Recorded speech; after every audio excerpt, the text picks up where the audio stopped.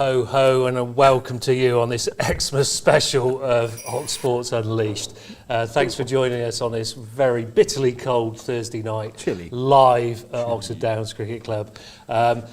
Wherever you're joining us, whether it's in your jacuzzis, your living rooms, your North Poles, wherever you're joining us, welcome. Thanks for being with us again for another packed programme of local sport. We've got a great interview with another sport that we haven't showcased before on this show. Please stay tuned for that because I think it will be really interesting. Looking forward to that part of the show, and loads of things to get through. A repeat of Mr. and Mr. If you didn't see it last year, quite amusing. So that'll be on the screen with us later. So lots to get through, and as always, I'll come over to you, Kdog, to get us off the mark. Yeah, really. These seats are a bit higher than last year because it looks like I'm wearing a baboon's backside rather than something else. If I could duck down a bit, maybe you can see. Perhaps they are. Perhaps the camera's in a different position. Perhaps a baboon backside. Yeah, so as always, we'll crack on with this week's show, and we'll start, as we always do, with football and National League North action for Oxford City, a long trip that I took up the M1 and the A1M up to Darlington. The current producer didn't bother. He decided to stay at home and listen to my dulcet tones on the radio. He's not really a supporter, is he? No, he's a fair weather fan. He's a fair weather fan. But armchair.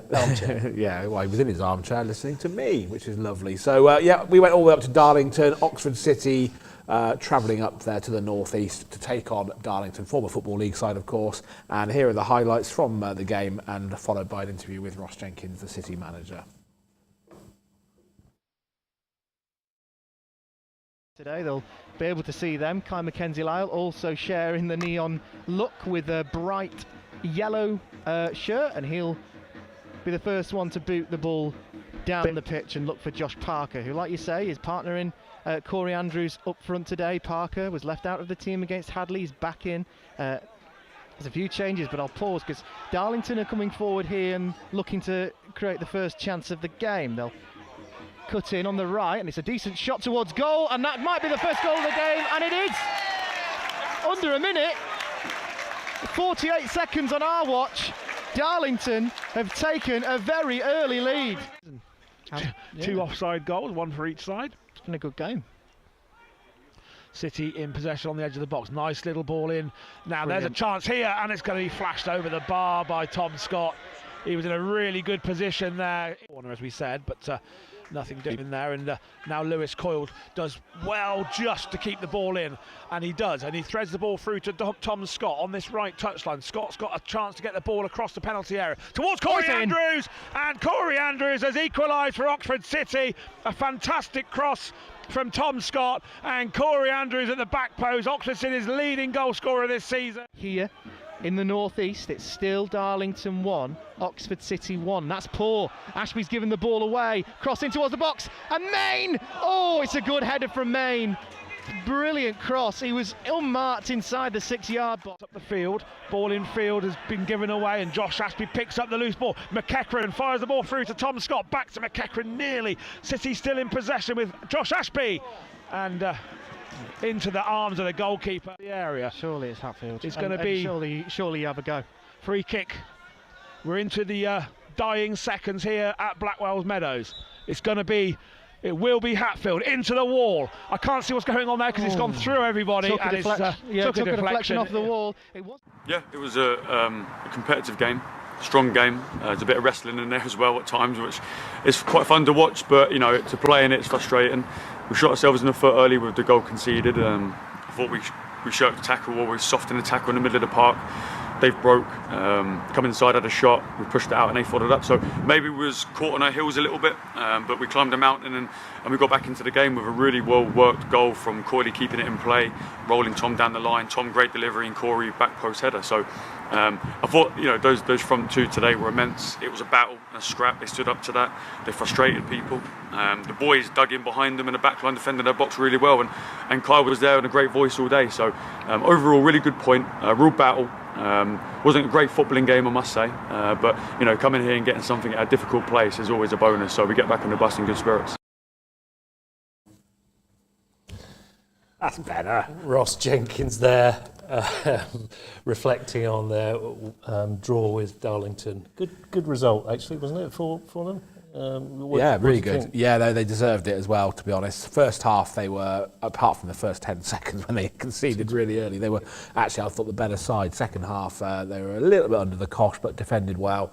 Kai Mackenzie-Lyle gave us a few jittery moments, but made some good saves as well. And I think a point was a fair result, actually.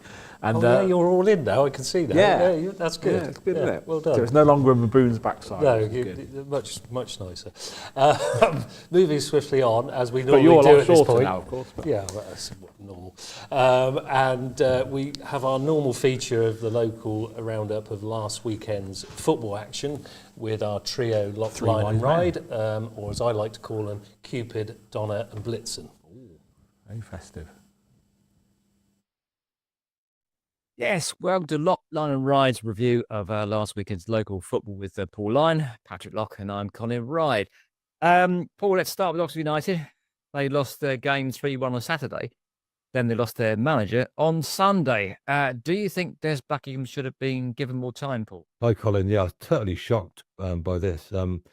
Des got them a brilliant promotion last season, which I thought was against the odds. They had a really good run towards the end of the season and got promoted. And it was always going to be tough playing in the Championship. You know, United are one of the smaller clubs in there amongst some really big clubs. And they did start the season off really well. And I think I spoke to you a few weeks ago about the fact that how tough it's going to be. And we could see them gradually dropping down the table. And I guess the recent form, 5 losses out of 6 games and 1 draw. The board probably were getting a bit worried about the situation because it's not looking good with that sort of current form. And I guess they've acted early to bring a new manager in who can make an impact before it's too late. And often clubs will change the manager and it'll be very late in the season and it's too late to have an impact. And I guess they've gone before Christmas for a reason. I mean, it doesn't get any harder, does it? Leeds away next game, isn't it, for Oxford? So that's going to be really tough. But the 2 games after that, Cardiff City and Plymouth, are winnable games. And I guess they're thinking if they can get a manager in, get a result against Cardiff City and Plymouth, then that might help them a bit. But, they're struggling a little bit down the bottom there. But I was really surprised because Des knows the players. He could get the best out of them and they should have given them a bit longer. All right, next up then, Oxford City and a 1-1 draw away in Darlington. So there's a bit of daylight now between the hoops and the dreaded relegation zone, Paul. Yeah, good draw at Darlington. It's never easy to go there. Long journey for the lads as well, to go all the way up to Darlington. But I think City need victories to pull themselves away. Draws are okay, better than losing, but they really need to win to move away from the relegation zone. But the form's improving under Ross since he came back. So hopefully they can move towards mid-table in the next month or so. And I definitely can see a mid-table finish for City. All right, Patrick, did you travel to Darlington, Patrick, and witness the reported unpleasantness between the players and the crowd? No, I didn't, to be fair. Another one that I've bottled going to this year. Feeling a bit of a fair weather fan this year now. Patrick. Yeah, I've only done about 2 or 3 away games this year now. So I didn't experience firsthand what was going on, but it sounded like there was a bit of issues in the stands with what was being said towards the players. But yeah, the 2 clubs seem to be on it, so hopefully they'll find what's going on and ban any spectators that were found to be making any comments, let's call it. Yeah, okay. And it's really daft, isn't it, Paul? Because the beauty of the non-league game, as we've experienced year in, year out, as we've been going around all the non-league grounds with the City and the others locally, is that you can enjoy a pint and a bit of friendly banter with the away fans. There's no aggravation. I mean, seriously, Paul, it's all wrong, isn't it? Because you don't get that sort of thing at Whitney Town Football Club, do you, Paul? No, we don't, Colin. And I think we missed it at Oxford City last season in the National League, didn't we, where there was no alcohol and often there was segregation. And we missed that bit of banter between the supporters last season. And I guess when you get up to the professional game, it's a little bit more serious and you see it a little bit more. And but yeah, like you say, non-league football, it's great to have a chat with the away fans or the home fans if you're the away team. And you can have a pint and everyone's good friends at the end of it. And that's really how it should be. So, yeah, I think at Whitney Town, exactly the same. We have that at Whitney. It's never an issue. But, bigger clubs, Darlington are a bigger club. And I think the old Football League clubs have still got that sort of mentality, haven't they, of an us and them type situation. And it's a shame, really. But there you go. And Patrick, what was Whitney Town's result at the weekend? I think they got a good result, didn't they? 4-2. Yeah, you have to ask Paul that. Well, good. I can't remember off the top of my head. Well, last time I asked Paul whether a player, you didn't know you had to help him out. This time round, you don't know. So we're really good as pundits. Paul, what was the score? It was the Oxfordshire Charity Cup quarter-final game, and Whitney Town won 4-2 away at Premier League club Latimer, which is a massive giant-killing act for Whitney Town to beat a club 2 divisions above them, and on to the semi-final in January now. And wouldn't it be great to see Whitney Town in the final of a county cup in their first season? It's going to be tough, though. There's some hard teams left in there. I know, but a bit of silverware, whatever it is, whatever shape and size, Paul, in their first season back there, that would be a hell of a story, wouldn't it? It would be great, yeah. But we've still got to get through the semi-final, and there's a couple of good teams in there to play against. But like I said, it's great to have Whitney Town playing again and getting through to a semi-final in their first season. Even if we lose the semi, it's been a great achievement for the boys. We have to remember, of course, we've got a very young team here, apart from Chrissy Allen, who's really old. But we've got a really young team of teenagers. Most of so I'd say half the players in the team were playing in the Oxfordshire Youth League last year, and we've got that combined with the experience. And it's a really, really good group of players that Ben's put together there. So they're only going to get better. Well, that's really good news. But Patrick Lock, there was not a lot of good news elsewhere in Oxfordshire last weekend, was there? Can you catch us up with what happened? Yeah, not too many wins, unfortunately. A couple of draws, though. Banbury United obviously have had a tough run of late with a few defeats, but they got a point away at AFC Telford, which is actually a very good point for them there against a very big club for that level. They actually took the lead on 68 minutes through George Ball, but an equaliser came just 3 minutes later through Matthew Stenson, so the points were shared there. The Town, fairly similar situation actually. They've been in bad form in recent weeks, but they stopped that rot with a 1-1 draw away at Bristol Manor Farm. They went behind actually through Louis Britton after 56 minutes, but Luke Preen equalised late on after 87 minutes to see them get a point in there. We haven't heard from Jamie Heapy for a few weeks, but we can hear from him after this week's game. Here's what he said to the media team at full time. A whole 11 that were on the pitch, unbelievable. Your lads that come on, just is relentless, isn't it? Throw in, free kicks, corners, everything. I mean, the whole team were brilliant. The determination to keep the ball out of our net. I know they got a penalty, which was a bit soft, but Luke and Adam were unbelievable. That's their bread and butter. Yeah. Keep loading on them, bury head and kick it all day long. And they'll have a headache for days. Yeah. I said we're seeing old people's day sooner rather than later, but Lee made some great saves. Yes. Just to get a point at Bristol Manor Farm and to come here 2 days later and to get 3. 4 points from Lee. That's unbelievable. You're right. That's a great return, and the shift they put in, and because it was a graft on Saturday, and then another even bigger one today, and they were to a man. They were excellent, every one of them, subs included that come on. It's just a really good result for it. That's about as good as it got in the top few steps of non-league football in the county, though. In the Southern League Division 1 Central, it was 3 defeats without any of our teams scoring a goal, actually. It's not a good weekend in that division. Tame, after their good recent form, they fell to a 3-0 defeat away at Barton Rovers. They're near the top of the league, actually, so that's a tough game for them. Kidlington were defeated heavily again, actually, after their poor result in the week. They were defeated 3-0 away at Northwood. Again, that's another game which is against 2 teams in the bottom 4, so not a good result for Kidlington there. So it's looking a bit bleak for them. And Northley, again, their difficult season's continuing with a 2-0 defeat at Leighton Town, so they are currently still rock bottom of the division. In the Combined Counties League, and it's a very interesting situation at Milton United on Saturday. About 3 crazy things happened, really. Firstly, their kickoff was delayed by 20 minutes as their opposition from Hilltop forgot their socks, and to get around that problem, someone drove back to Milton from Wallingford and Crowmarsh's ground where Milton are playing this season to get their away socks that Hilltop could borrow. I've heard rumours as well that Hilltop got them and then cut up massive holes in them, so not particularly good showing from them for that. And then to cap it all off, the game was actually abandoned at half time in the end. There was supposedly a disruptive fan who was shouting comments at the referee, and at half time the referee asks for the fan to be removed. The fan refused, and then the referee decided to abandon the game rather than continue, which, I mean, to be honest, I'm probably on the referee's side about that. If he wants someone removed, then he should be removed, shouldn't they? So not a good showing there, really, from Hilltop. So we'll see what the FA decide on that in the coming weeks. What happened there? So yeah, very interesting afternoon for them.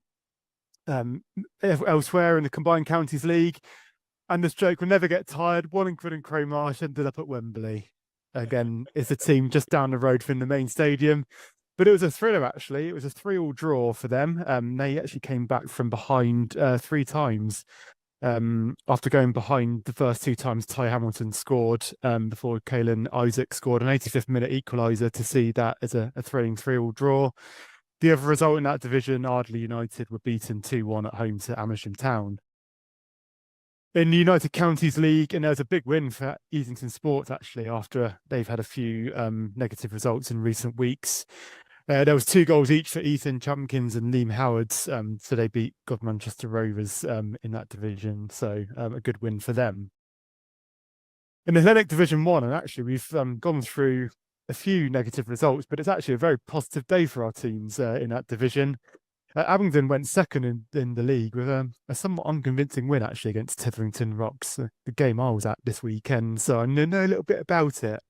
They squeezed their way to a 1-0 win, actually. John Mills scored an early goal after about 3 minutes from some poor defending, but they really had to dig deep to prevent Titherington scoring in the second half. They really had their backs to the walls, but just about clung on to go second in the division. In the process, leapfrogged Wantage Town, who were beaten for the first time in 9 in an Oxfordshire derby, having won their previous 8. It was Clanfield they played, and they came back to win 2-1 at Alfredden Park. Steve Robertson, who's been in excellent form in recent weeks, gave Wantage a lead in the first minute, actually, but Tiger Hall and Woody Casario scored 2 goals in 3 minutes, I think it was, in the second period to turn that one around. Finally, Casterton were also victorious. They beat Cheltenham Saracens 2-1 at home. So that was a good result for them in a bottom of the table clash. On Sunday, Oxford United were cruelly knocked out of the Women's FA Cup. 2 Phoebe Poole goals saw them lead 2-1 just after half time. But unfortunately, Daisy Ackerman scored twice for Bristol Rovers later in the second half to turn it around to see them Team United knocked out, and denied a trip to Villa Park, actually, in the next round, which would have been a good game for them. Unfortunately, not much better elsewhere on Sunday. Abingdon United were beaten 4-1 away at Moneyfields in the Women's National League Division 1 South West. And Oxford City were beaten even heavier, actually. It was 7-2 away at AFC Portchester in the Southern Region Women's Football League. So not a good set of results on Sunday. So that's what happened this weekend, Colin. Back to you. Thanks a lot to Patrick and to Paul Lyon. I'm handing back to the main studio now for much more Oxford Sports Unleashed. Our thanks there to Cupid, Donna and Blitzen. Looked like Paul bumped into something a little bit low. Bless him. He's very smartly dressed. Very smartly dressed, actually. Takes it seriously. Yeah, it does, definitely does. So that was good to see. But thanks again to Lock, Lyon and Ryde for giving us a fantastic roundup of last weekend's football. We say it every week, but they do this voluntarily. It's a really, sometimes a thankless task getting all the information together. So we do thank them for all their work during 2024 and hopefully beyond. And I think we can safely say that this really is the only place you can get that sort of content all together in one place. And it is probably remiss of me, not to mention at this point, if you've got any clips that we can use, especially in the new year, coming back to you in 2025, if you can send us any of your clips from any sporting arena that you're at, supporting, any funny incidents, please do send it to us at our normal address at oxsportsunleashed@gmail.com. That's oxsportsunleashed@gmail.com. We would love to hear from you, and we will be using them for sure. Like somebody's trying to beam us up on the screen. I will just say also that as a Christmas present to Matt Drinkwater from Kingham, we may show you a goal tonight. Wow. This will be a Merry Christmas to you, Matt. The goal that everybody's been waiting to see absolutely, all we year. Might. We might not. Might but not. We Might run out of time. So if you're watching, Matt, you know, you never know. You might be your name in lights tonight. Who knows? I doubt it. We'll wait and see. This next part of the show I'm really looking forward to because it's some sport I hadn't heard of previously, and I think this is quite an exciting coup again for Ox Sports Unleashed. Probably an exclusive, I would say. We're highlighting paracycling. We've got our guest Henry Latimer will be with us very shortly, but we thought it would be good just to do a little bit of a film, just to show you a little bit of background of paracycling, and we've got some footage for you now.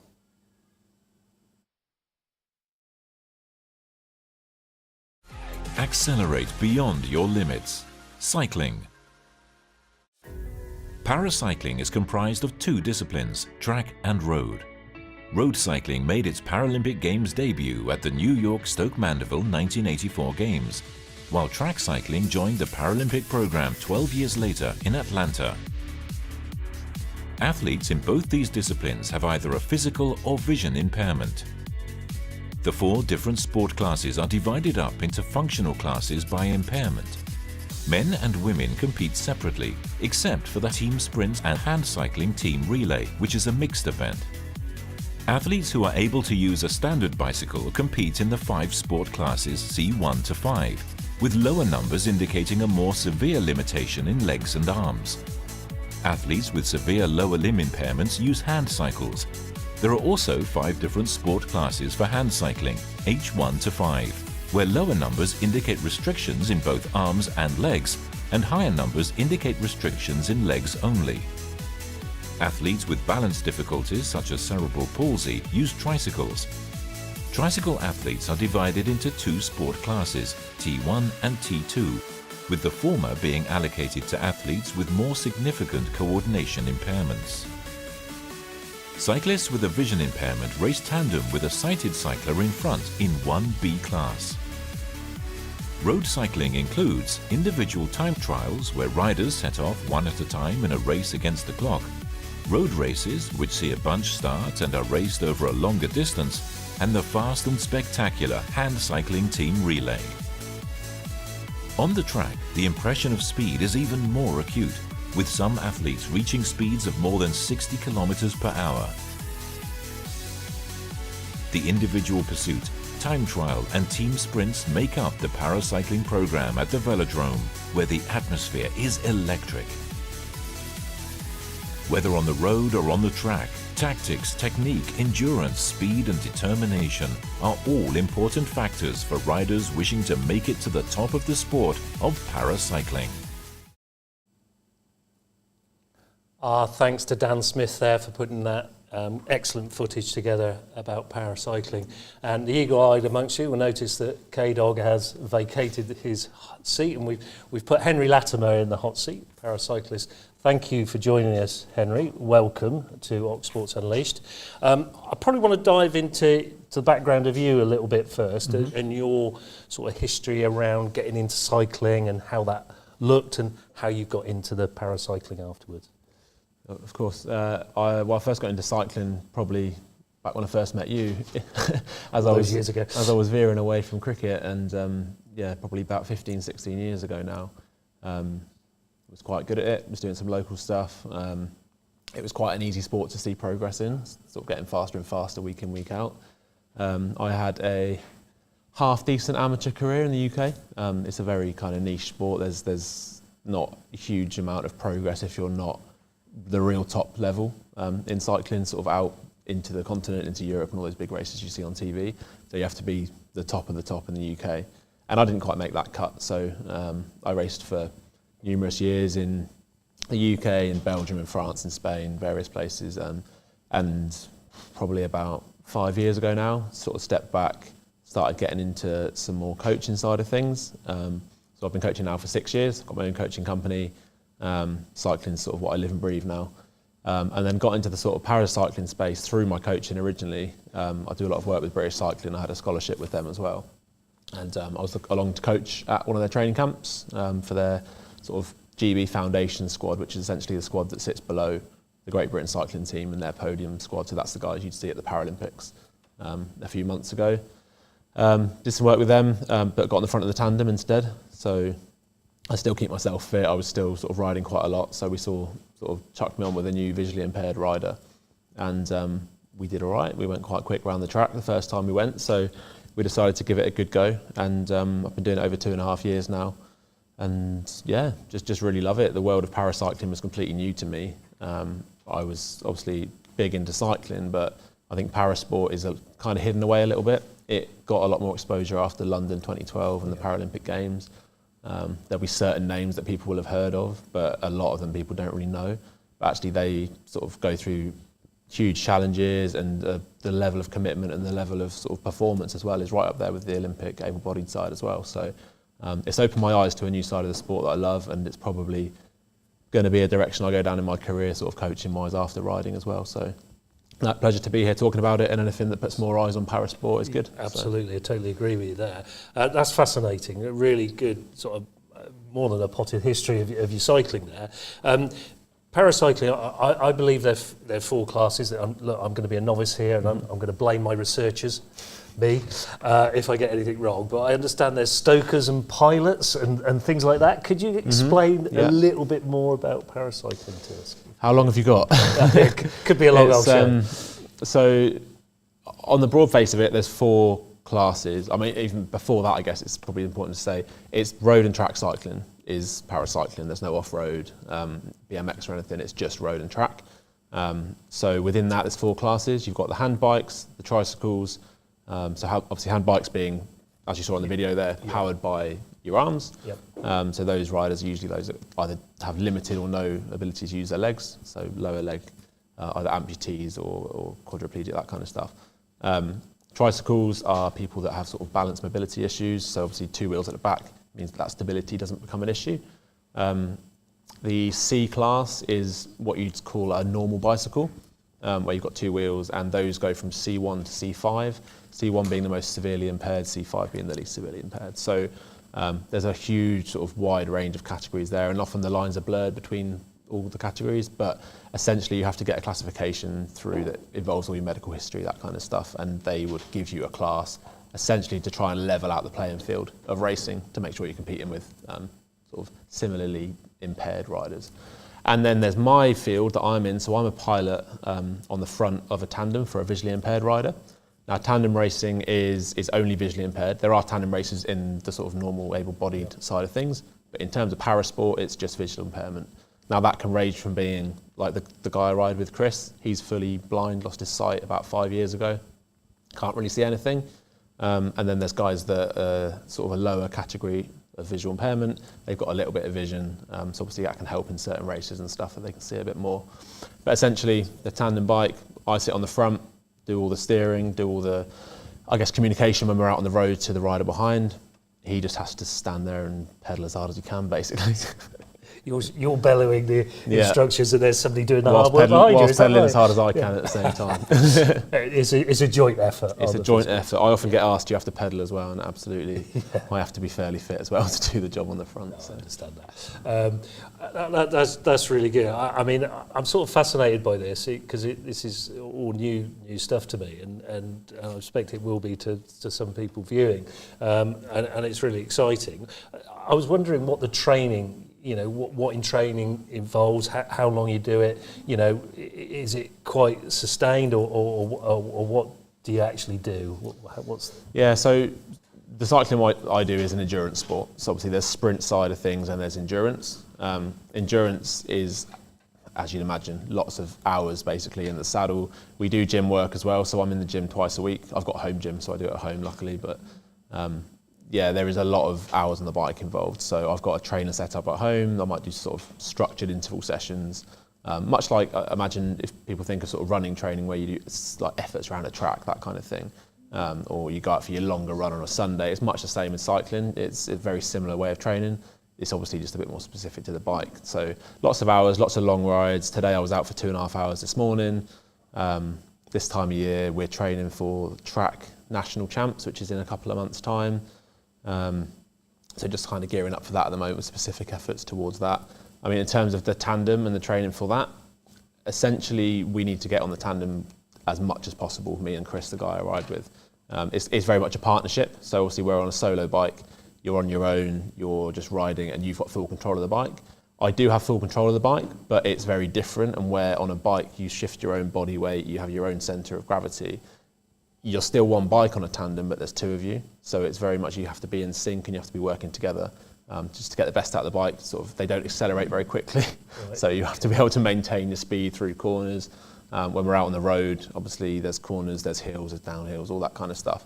So if you can maintain that speed by being kind of at one together on a bike, you go quicker for less effort. So the more we can get on the bike together, the better.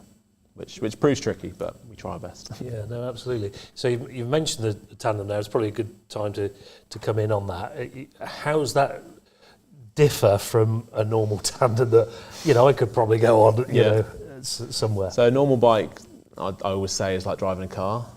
Jump in a tandem, it's probably like driving an articulating lorry.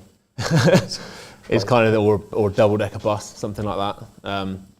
It's just long. It's a lot longer. It's probably over 1.5 times the length of a normal bike. You've still got two wheels, so obviously it's just a bit in the middle. You need to have two saddles, handlebars, those bits in the middle, essentially just doubled up. So it's a lot longer, so when you're going around corners, you have to think about your entry and exit points, that kind of thing. Yeah. Like I said, the biggest thing has been able to work together and around corners on the road, being able to accelerate together and put your power down in sync, that kind of thing. So the more you ride together, the more you get a feel for the rider you're with, because everyone's different as well. They deliver their power in different ways. On the track, like I said, we're building up to track at the moment. You have to do a gated start. So you've probably seen at the Olympics and Paralympics, they have the bikes in a gate, big red gate, and then the beeps go down, gate releases, rider goes out the gate. On a tandem, you have to put this massive gear on, because once you're up to speed, there's two guys or girls powering the thing, so you can go really quick, but you've only got one gear on the track, so you have to get that massive gear. It's like trying to start your car in 5th gear, basically. Right, so you have to be getting over the top of that gear as quickly as you can, which is sort of the momentum together as well, so you have to move forward, move back together, that kind of stuff. So essentially it's about trying to make the long tandem bike as much like a solo bike as you can. In reality, it's tricky to do, but it's just practice. Practice makes perfect. And the good guys and girls that ride together a lot more, it's noticeable, the difference is noticeable, and all the best in the world are riding together really quite often. So yeah, that's it. It's fascinating stuff, I have to say. You mentioned the national championship there in February, is that right? Yeah, Whereabouts is that? So that's at the National Cycling Centre up in Manchester, where Great Britain cycling team are based. So that's where the national track champs usually are. It's kind of the home of British cycling, as it were. There's always a packed house there. There's tickets available. If this piques your interest, go online to British Cycling. There's tickets available to buy to watch. We raced at about 9:30 on Saturday evening last year, and obviously everyone had been there all day, had a few drinks, and it was just a really good, best atmosphere I've ever raced in. Great atmosphere, I would so say, good. Yeah. And you get to see obviously all sorts of different races as well. So with that, that's one of the competitions. What does 2025 look like as well as that national championships? Is there something more in 2025? Yeah. So obviously Paralympic Games have just been this year. Like I said, I kind of sit on a squad just below those guys at the moment. So with it being the end of the games, obviously funding comes in Olympic cycles. That's all kind of going through a big reset at the moment. So there'll be sort of a big shift around of kind of who sits where, that kind of stuff. My role is as a development pilot for the squad that sits below GB. So we'll see if hopefully my Stoker gets moved up. I'd love to see him get onto the GB squad and go all the way to the games in a few years' time. But as it stands at the moment, we're focusing on national champs on the track. And then after that, in April and May, you've got World Cups. So we raced 2 World Cups this year in Ostend in Belgium and in Maniego in the Dolomites in Italy. So that's a time trial and a road race in both of those events. And that will be the same again this coming year. So we did our first ones of those this year, just gone. The best result we got was 13th, I think, in one of the road races. Tandem road racing is crazy as well. It's like 30, 35 bikes all trying to navigate each other when you can't quite see the back of your bike. And yeah, some of the crashes are quite spectacular. But hopefully we'll get there, we'll get to the start line and we'll do some of those races as well. And then obviously we've got national road race champs as well, which we managed to win that this year. So we've got the national title at the moment, so trying to retain that as well would be a good aim. Yeah. You mentioned crashes there. You've been involved in any? It's funny you should say that. Yes, recently, so we, in training for track, obviously we train on the track quite a lot. We were up in Manchester, it must have been early November, and so track bikes don't have brakes, right? So they're one fixed gear, then you get up to speed, and we do efforts behind a motorbike sometimes. So you get up to speed behind a bike, so you can do race-paced efforts without like the starting effort to kind of fatigue the legs. We just got up to speed behind the bike. We were going 65 kilometres an hour, which is 41 miles an hour, I think it is. So we were being set there, and we were going to then do a 16-lap effort, and our rear tyre blew out. Which meant the back end of the tandem swung round. Myself and Chris just got flung onto the concrete at the bottom of the track. And luckily we came off okay. Our disc wheel snapped in half. The bike and the riders came off all right. So we were quite lucky, really. But So top speeds on that, you mentioned there. What was that, 4? Yeah, on the track. So we'd usually race, a 4K race is the race we do on the track. And that would usually be aiming to be done at around 54, 55k an hour, and that's from a standing start. So that's out the gate from zero. Once you're up to speed, you'll probably go around at high 50k an hour. So you're talking 35, 36 mile an hour kind of thing. On the road, obviously, where you've got uphill, downhill, you can go a lot quicker. So you can touch 50, 60 mile an hour sometimes, which is scary because tandems are twice as heavy. They take twice as long to slow down. So it can be interesting. But yeah, we go quick. That's really exciting stuff, I must admit. It's so interesting hearing about a new sport and some of the things that you have to go through and obstacles you have to go around as well. It's really interesting. Going on from that, where if anybody's looking to get involved in this, and certainly, anybody with a visual impairment as well, is there a place locally that they could go along and do some training, get some coaching? Yeah, so British Cycling have been really working on this over the last couple of years. They've launched what they call the Limitless scheme. So Limitless is essentially a programme to get as many para and disability cyclists into the sport as possible. Obviously, they're always driven by funding for Paralympic cycles, but strip that down into talent development squads. Below that, you need a big pool of riders, don't you? So the more people that are just getting on bikes, riding bikes, whether it's a classifiable para discipline or whether it's just people with disabilities able to get on a bike, there's that side to it as well. So Limitless have hubs around the UK. Local to here, there are some in Swindon, there's some in Reading. I don't think there's one in Oxford, but yeah, sort of go to the edges of the county. There's places that can sort of facilitate that. So it's best to look up Limitless Cycling online. There's Facebook pages, Instagram pages, and there's a lot of information on the British Cycling website. And essentially that's the pathway in. From there, you can look to compete, to do races. They're doing an event in Swindon this year as well. So for us, that'd be the most local one. So anyone that wants to have a go, and they're really inclusive races. Like you've got some of the guys that might be doing Paralympic Games, all the way down to people that haven't really raced a bike at all before. So, and there's a lot in between that. So there's lots of opportunities, but Limitless is the place to start, and then British Cycling will. I've got a classification at britishcycling.org.uk. Would that be a place that people could go to email just to get a bit more information? Yeah, exactly. Is that right? Exactly. And there's heaps of information on the website as well about disability sport. So. Brilliant. It sounds fascinating, I have to say. Ambitions for 2025 and beyond for you? I think for me, it's elite sport's a savage world, isn't it? And even within paracycling, it's exactly the same. You have to be the best of the best. And like I said to you, I was a good amateur. I'm not the best of the best. And just to explain a bit, with a pilot on a tandem, you can't be a professional, and that's the only limitation. So there could be someone who's just retired and a year later they can get on the front of a tandem, or there could be someone who's training for the Olympics, they don't quite make the cut, and they can drop straight in to be on the front of a tandem, which is generally what happens at British Cycling. So I'd love to say I want to go to the next Paralympic Games and be on the front of a tandem. that won't happen. Right, okay. So for me, I'm limited probably to that development role as a pilot and working with riders, which I'm a coach. I love doing that. That's what got me into it in the first place. So I think doing that as long as possible, I get to race these cool races across Europe. I've won a national champs this year that I've never won before, so I'll do that as long as I can. I think ultimately I'm getting experience in the para space to potentially coach there in future. And I've coached a bit on the talent pathway within para as well, but I do a lot of coaching. I'm a full-time cycling coach for myself as well. I do a lot of work with junior riders, youth riders.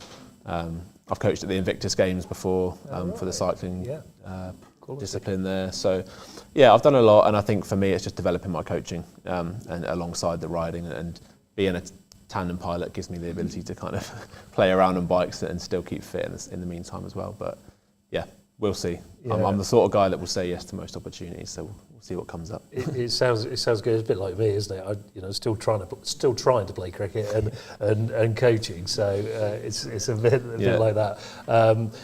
Fascinating stuff. British cycling. You mentioned British cycling. They've been really supportive, presumably through the whole process. Yeah. So like I said, I think earlier, I've got on a scholarship with them about 3.5 years ago now, which was to develop coaches. I don't know what it's like in cricket these days, but in cycling, a lot of coaches are aging, middle-aged white men, basically. So, sorry, Darryl. No, you're okay. I like the middle-aged bit, to be honest. And their whole role with the scholarship was to get a more diverse coaching workforce. And in cycling, that's younger white men or more diverse communities as well. So I was there with a cohort of about 16 people from different backgrounds, different communities, and we all kind of formed this group of people, which is probably the most sort of, I guess, productive group of people I've ever been with. And we've all bring very different things to the table. We've now got like a group of coaches that we kind of talk together, we work together, and just learn from each other. So British Cycling facilitated that for us. The scholarship's ended now, long since ended, but we still get support from them in terms of sort of upskilling our coaching, doing CPD, but just getting opportunities as well. So for me, getting in with the Great Britain cycling team was just through the chance to work with a coach, basically. So to shadow a coach, do some work with them. So I've seen a lot of things. I mean, guys like, you'll have heard the name Jason Kenny and Laura Kenny and Katie Archbold, who's world champ, Olympic champ. I share track time with them, sit next to them at the velodrome. So you're around the best of the best. And then when you've got those people there, you just learn how the coaches work. Jason Kenny now coaches the men's sprint team. And it's just like seeing him go from being the best sprinter in the world at one of the previous Olympic Games to now being the coach, and how he coaches, what he brings into his coaching. That's priceless. Like, no coaching course can replicate that, but seeing the best in action, it's like going to the ECB and watching all the elite coaches there working with batters on their technique and that kind of stuff. You can't buy that. That's priceless. So that's the support that I think has been most useful from British Cycling for me. Sounds absolutely brilliant. I'm fascinated. I could talk all night, as I normally do when we have a live guest, and producers nodding on that one. But it's great to showcase a sport. I'd say humbly, I don't know much about, but it's great to speak about that. And from your own coaching, is there anything you want to say?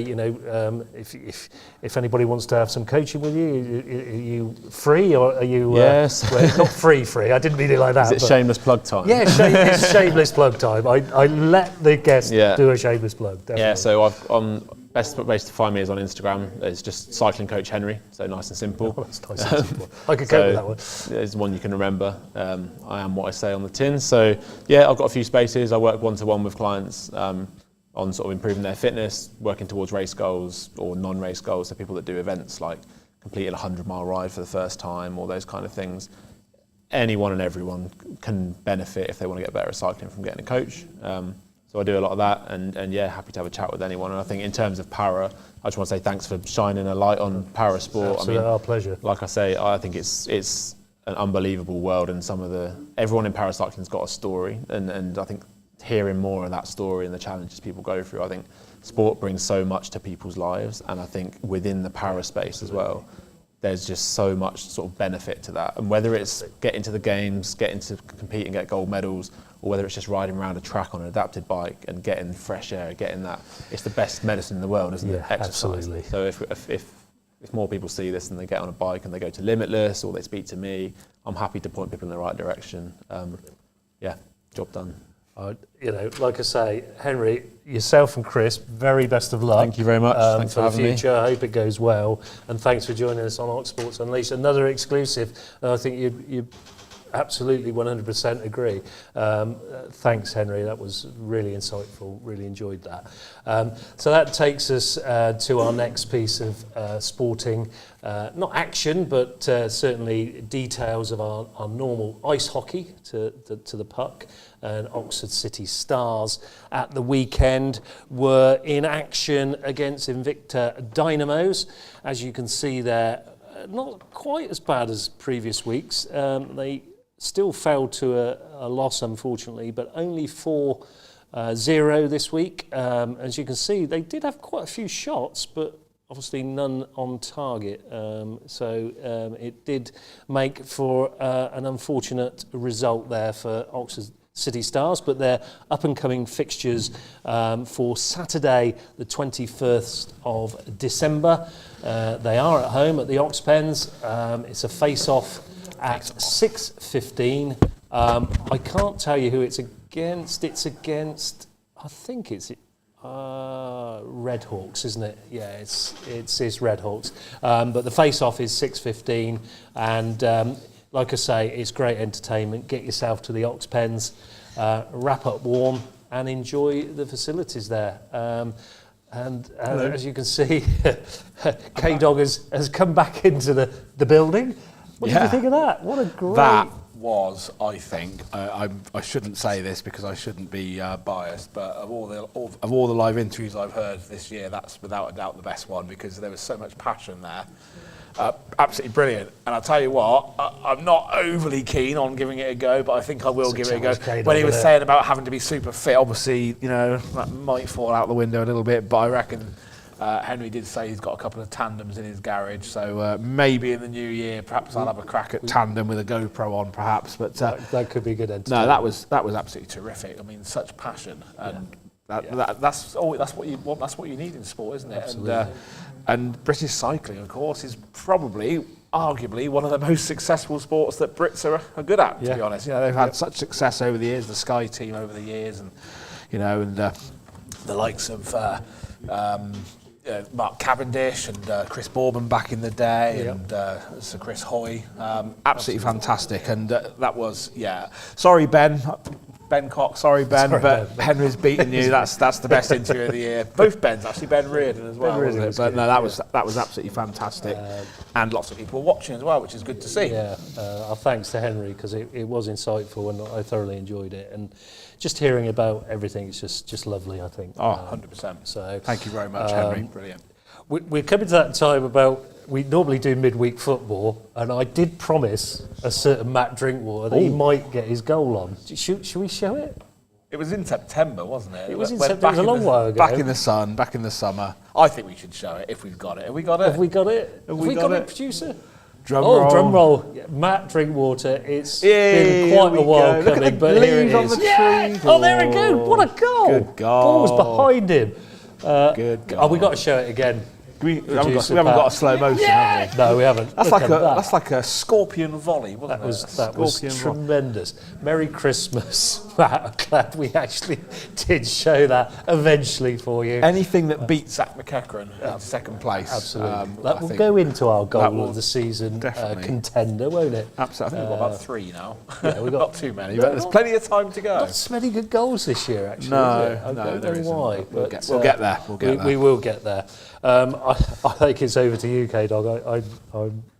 Yes, absolutely. So we will now round up the midweek results, and there was a couple of decent results in the week. Just waiting for the producer to put something up on the screen for me. I'm not sure if he's got anything on the screen. He hasn't. Okay, so I don't know what the results were, Darryl. I know that North Lee drew 1-1 away at Biggleswade, which is their first point for a long time. That was on Monday. Good result for them. Great result for Didcot Town as well, also on Monday, away to Melksham Town.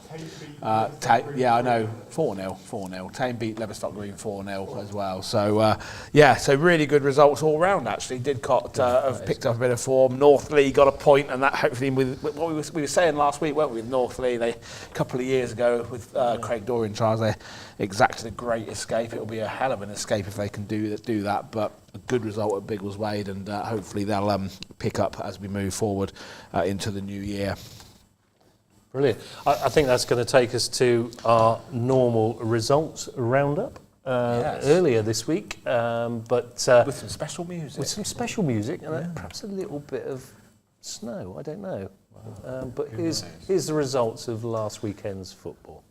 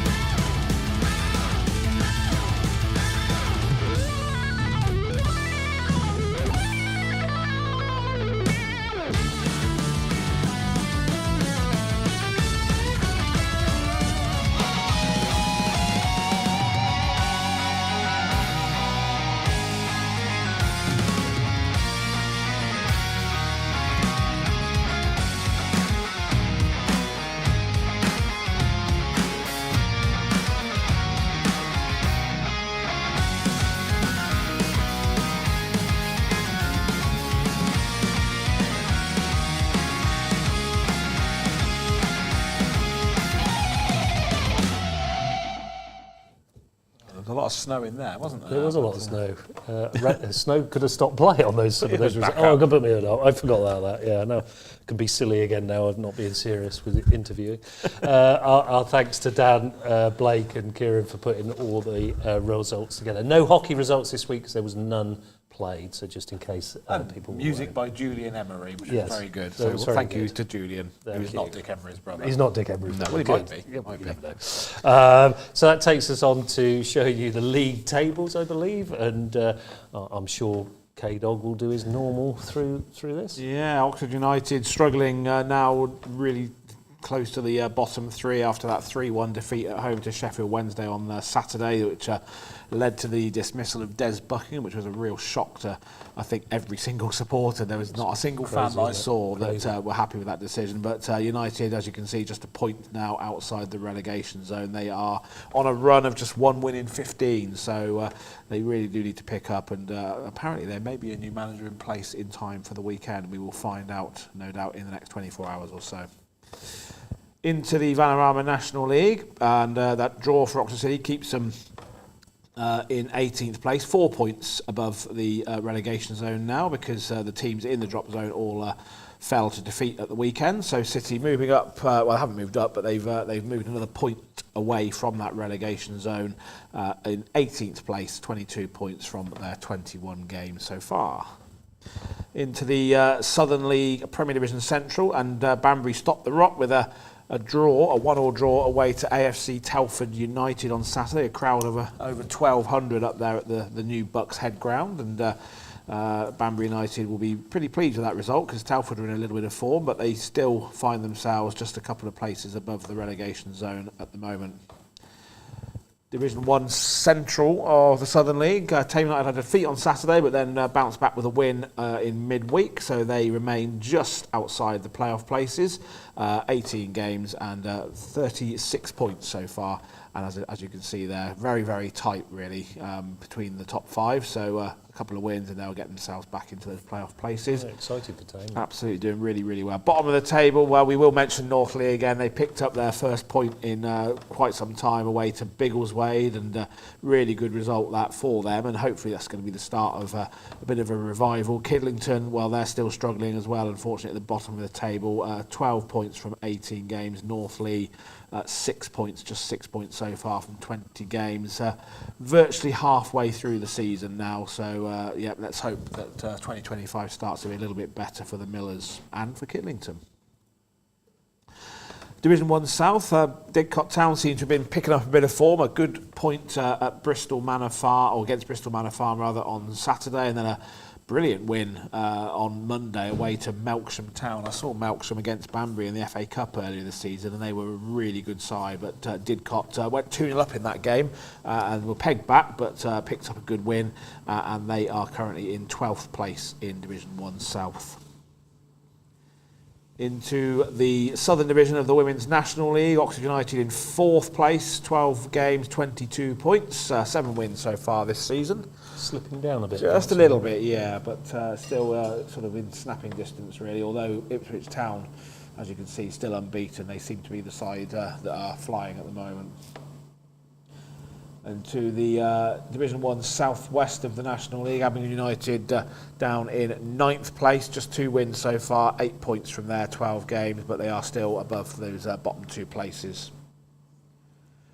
And into the regional Premier Division of the Southern League, Oxford City remaining in 2nd place, 3 points behind Ascot, 7 wins from their 11 games so far. That will take us to the upcoming football fixtures for this Saturday, the 21st of December. Big game for Oxford United away at Leeds United. What a game that is, 3 p.m. Megas in the EFL Championship. And National League North, Oxford City are at home at 3 p.m. again at the M Group Stadium against Spennymoor. And moving into the Southern League Premier Central, Banbury United have a home game versus Barwell at the Banbury Plant Hire Community Stadium. And in Division 1 south of the Southern League, Diglett Town also at home against Bidford Might well be AFC. the Devon and Cornwall League, I think. It Every could- week they're could playing be, teams yeah, it's from a down long there. way away. 3 p.m. kickoffs there. And in the Southern League, Division 1 Central, Kidlington home to Berkhamsted. As are our other teams, Tame United will host Leighton Town, and North Lee have no fixture this weekend. So they're going to struggle to win this week. They're going to struggle. Yeah. They have played a couple of games extra, I did notice, Yeah. so that probably makes sense. And moving on to the EFL Championship for Boxing Day football fixtures. Thursday, the 26th of December, Oxford have a home tie against Cardiff. I'm sure that'll be rammed and fully packed. And in the National League North, Oxford City, Rushall Olympic at Dales Lane. So they're both 3 p.m. kickoffs. So there, your Boxing Day, if you want to get down to certainly the Castam, then that's quite a good fixture. In the Southern League Premier Central, Banbury United are away to Redditch United. I wasn't hanging on much for another slide there at all, was I? Can't get the start. And Southern League Division 1 South, Dinkett Town are away to Thatcham Town. a local game. Waterside Park, yeah, not too far away, that one, which is good. And there are still some real bottom of the table clash there. That will be an interesting one for Boxing Day. North Lee versus Kidlington at Ensham Park. What a game that it will be, I'm sure. I'll be there for that one. And BBC you'll be there. Radio. Good, Because absolutely. Oxford City are playing at 1 o'clock, so BBC Radio have sacked them off for the day. Oh, It's going to be right, North okay, Lee instead. that's cool. Which is good. So there you go. Where do you get that anywhere else in Oxfordshire? But Nowhere. here on Ox Sports Unleashed. And like I said earlier, if you've got anything you want us to show on the show, send it to that email address of oxsportsunleashed@gmail.com. That's oxsportsunleashed@gmail.com. And I think this is a good time to come over to you, Kdog. We just want to mention a little bit of cricket, actually. No, we don't. Yes, we do. No, we don't. Do we not? No, we want to go to the normal bit. Yes, we do. Yes, that's not very good, really. You've completely thrown me there, Darryl, because, so last year we had a moment of reflection when we reflected on all those that we had lost during 2023. And sadly, as 2024 draws to a close, we have lost some real stalwarts of Oxfordshire sport in the last 12 months. And we wanted to remember them, everybody that sort of put their lives into sport in Oxfordshire over many, many years. And we've just got a little package for you now as we remember those that we've lost in 2024.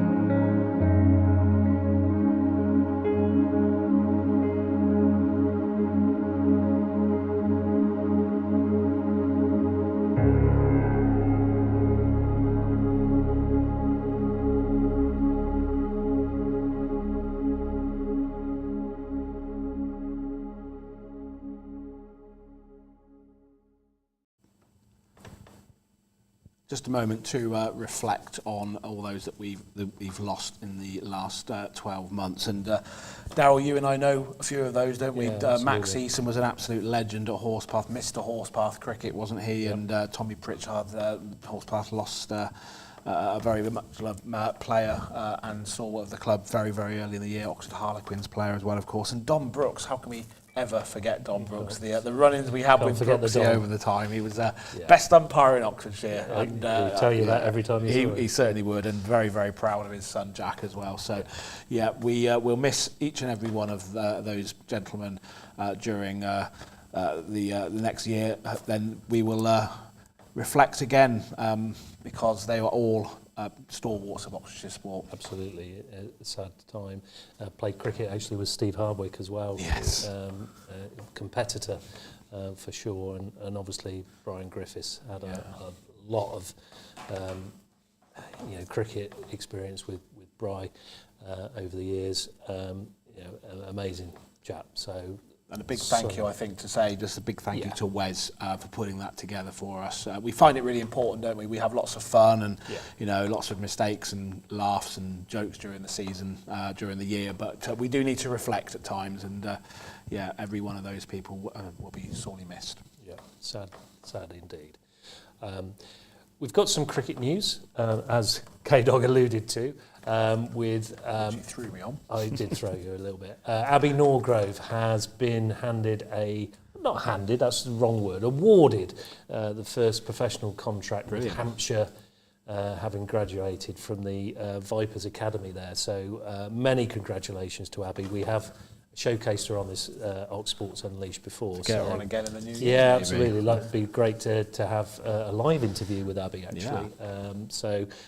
If you're watching Abi, please, we'll get in contact and get you in. But many congratulations to that. That's a huge honour.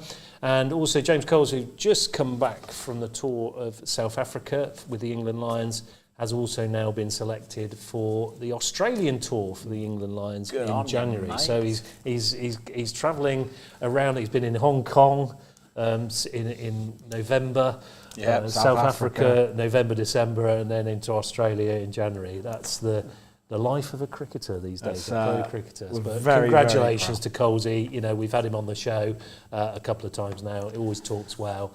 And also puts stuff back into Oxfordshire cricket, by the way, because he was there with the Future Leaders course. He was. And he does odds and sods as well. So many congratulations to Colesy.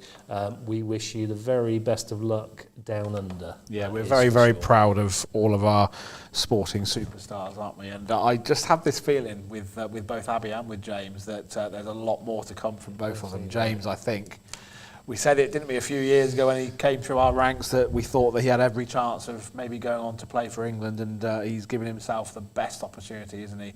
And what an opportunity to play in Australia. That will be very competitive. It will be. But James, good luck, and congratulations to Abi as well. Really, really good news for both of you. Right, I think we now need to just lighten the tone, and bring some fun to the end of the programme. And by popular demand, shall we say? Unpopular demand. There was something last year which again, Wes put together. Wes does a lot of work. We do work him hard, don't we, do. Wes? So, as a lot of you know, me and Woodsy have been annoying each other for the last 20 years. He's very annoying. And last year, Wes put together a little Mr. and Mr. So back in the 70s and the 80s, if any of the older viewers are watching, you might remember Mr. and Mrs., which was where partners had to try and work out and guess what their partners were better at. And Wes put this together last year. It was a lot of fun to do. I still can't work out what made Darryl crease with laughter towards the back end of this, but we thought we'd show it again on our Christmas special, and hopefully you enjoy it as much as we did.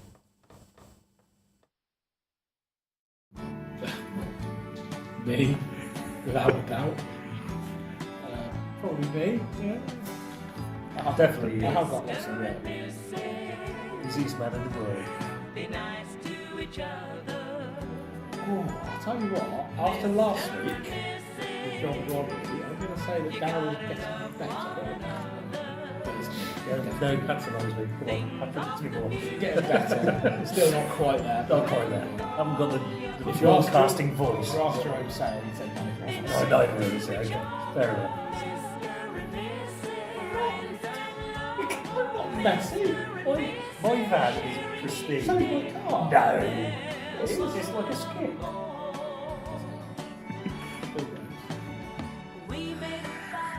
You reckon, Seth? You reckon? What, 180 apart? Oh. I'm not throwing tantrum. Oh, I'm sorry. I totally misread that question. That's good of you. No, I could throw a 180. You probably could. I'll give it to you. Ooh, that's the same one. Same, yeah, that's it. Yeah, because I just don't. I don't have any clothes to wear. I just wear the same every week.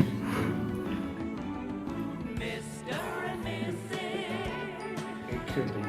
It could be. I tell you what. Yeah, no, that's a good question. Yeah, I reckon. Probably.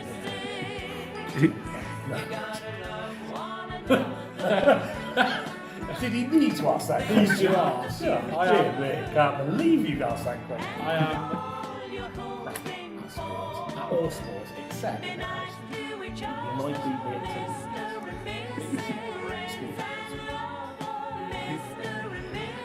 without a shadow of a doubt. Yeah, I'll probably accept that one. Yeah. Me? I'm very sorry. Well, actually, producer Matt said, who's the concrete? Because John Rugby asked. I have to go with that. Who's talking?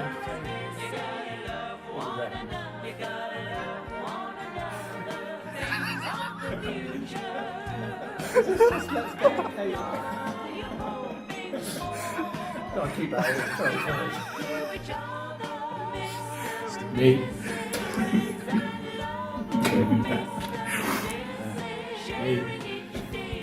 I'm doing professional work now. I'm sharing and liking and subscribing. Let you off that. I'm trying to get the views. Oh, hold on.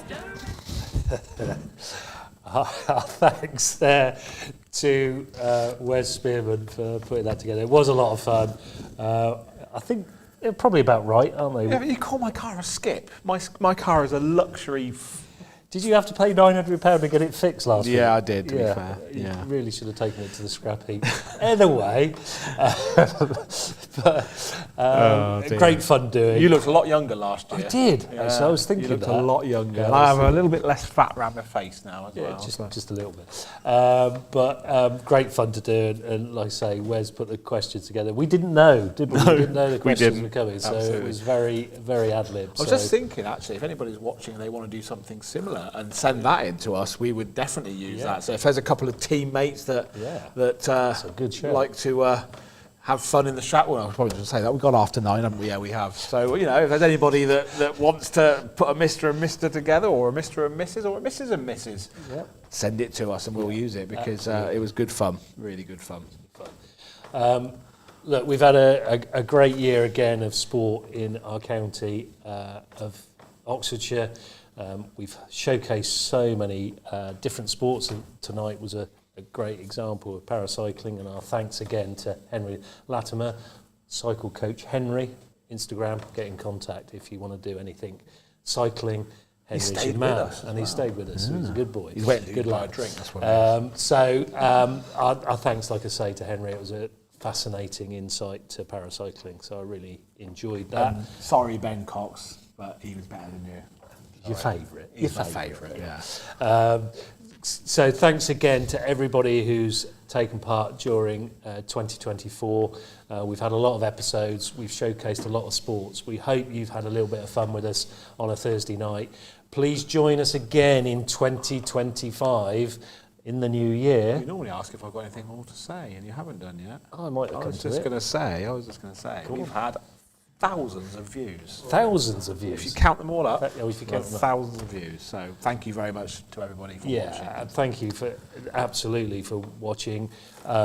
If you can just get that out there, Ox Sports Unleashed, let's get more likes and subscribers to the channel. We want to monetize it. We want to put some money back into grassroots sports in this 100%. county if we possibly can. We're a long way away from that, but with your help, we possibly could could do it. So, you know, please help us out if you can. And I mean, where else could you get this every week? where else would you want it? And we don't just throw it together. Oh, we certainly do. Yeah, we do. We really do. But again, like I say, thanks to you for watching wherever you have during 2024. And we would like to wish you a very Merry Christmas and a Happy New Year. The year that England nearly brought it home. Nearly. Yeah. Not quite. It's a Merry Christmas from me. And it's a Happy New Year from him. Good night. See ya.